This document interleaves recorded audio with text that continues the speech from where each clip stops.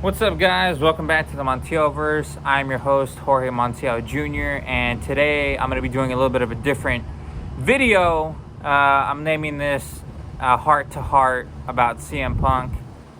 Look, this is a video that's going to explain to you in so many ways how I feel about CM Punk, my history with, watching CM Punk, and my thoughts on him and how they've fluctuated over the course of the last 2 years.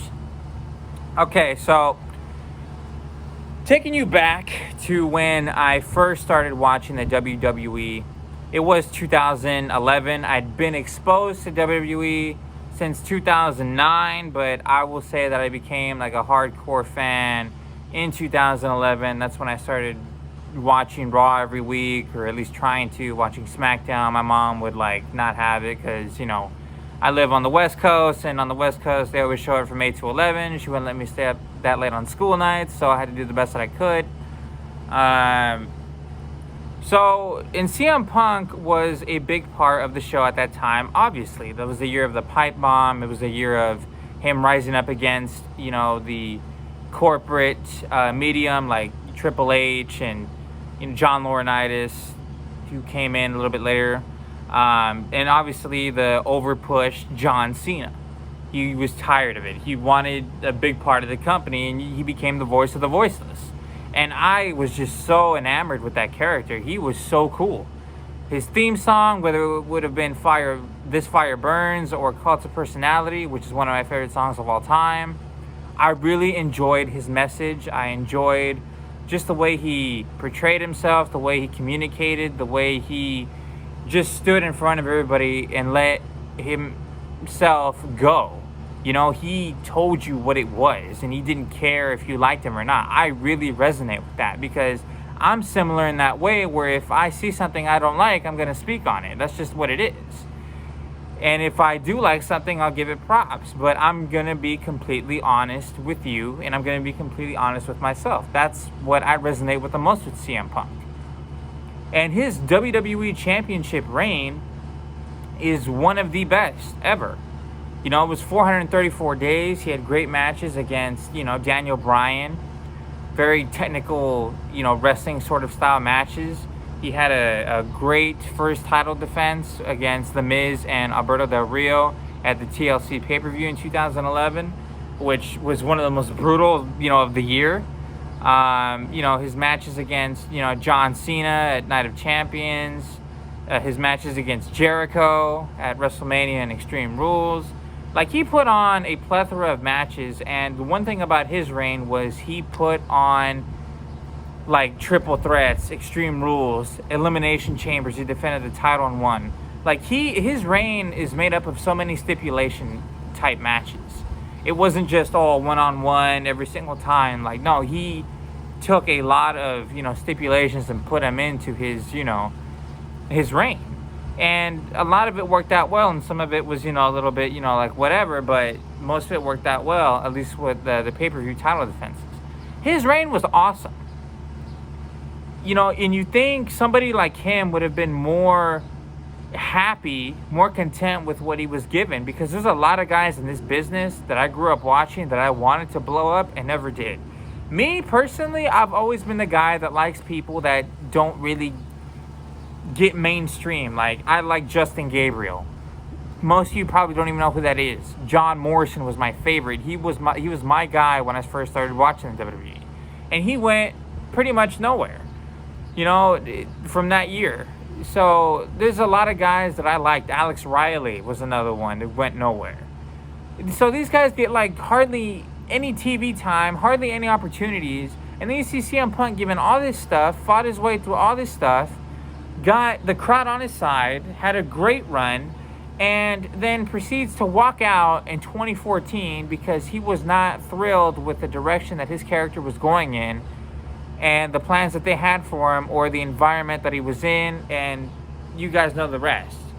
And as a fan of, 11 years old, from 9 to 11 is when I really started watching him.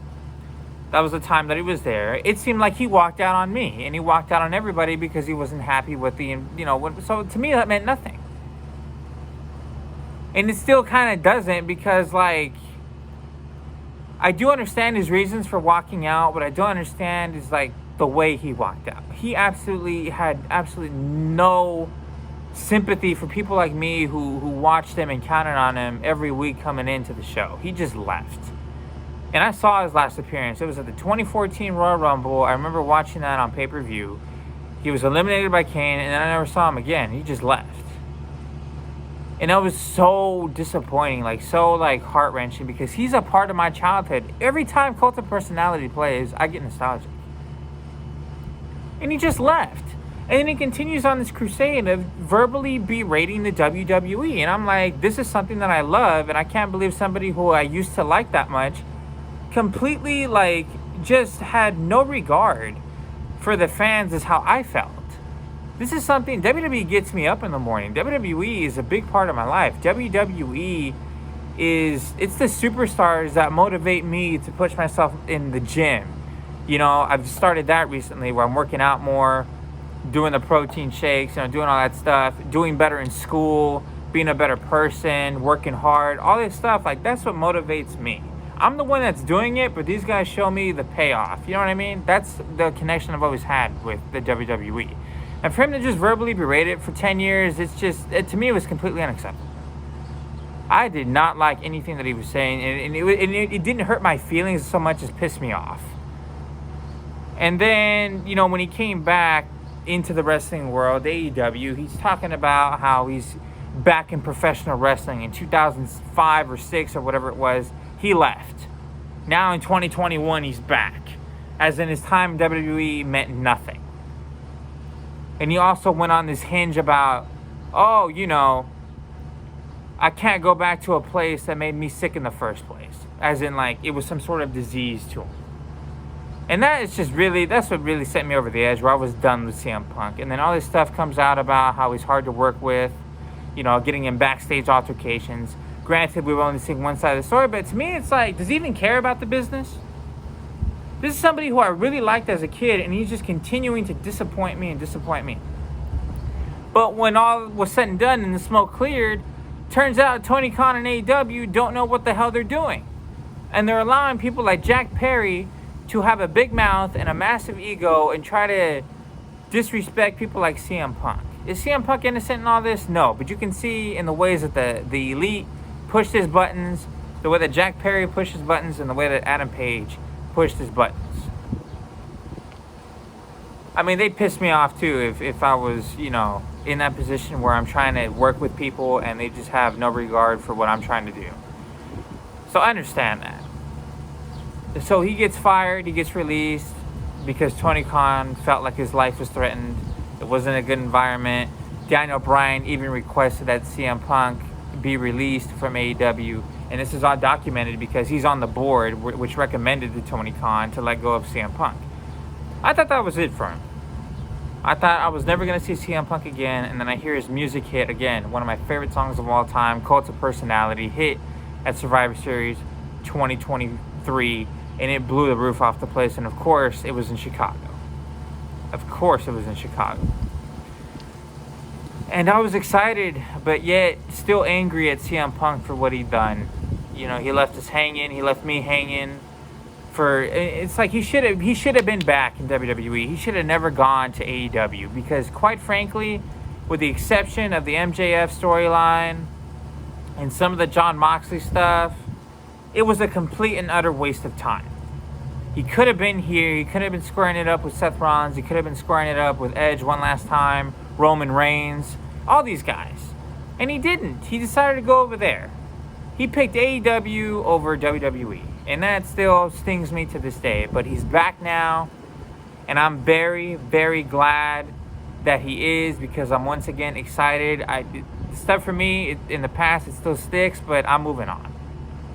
I feel like everybody needs to move on. He's here to work. He's here to give us the best entertainment possible. And he's here to make up, in my mind, for what was a disappointing, decade. It almost seems like. And I can't wait for him to come back and square it up with Drew McIntyre. I feel like that storyline is going to carry him Monday Night Raw because we need him right now. Aside from Jey Uso Liv Morgan and the Judgment Day, there is absolutely nothing going on Monday Night Raw, and you guys know it to be true. So, Straight Edge, we're back, and I just hope he does the right thing. I said in my previous video mentioning CM Punk, I think it was about 4 or 5 months ago, that I'm on board if he's willing to put the fans first. As long as he puts the fans first, I'm 100% on board. I'll even buy the Ringer tee that I saw him wearing in 2011 to 2012. It says the best in the world, and it's white, has that CM Punk classic logo. He puts the fans first, I will buy that shirt. I'm on board, and I can't wait to see him square it up. So I'm not a bandwagon. I'm just explaining my feelings over the years of how I felt about CM Punk. So everything that I've said in the past, that's what I felt. That's what I believed in the moment. But I'm willing to let all that be in the past, and I'm ready to embrace the future. So he apologized on national TV for leaving us and, all that. So I'm like, okay, to me, actions speak louder than words. And I can't wait to see what he does next. So let me know in the comments what you guys think is going to happen in his run. Is he going to make the best of it, or are we going to be disappointed yet again? I'm cautiously optimistic, as I said in my video back in January. So we'll see what happens. So thank you for joining me on this edition of Montielverse, and I'll see you guys in the next video. Deuce.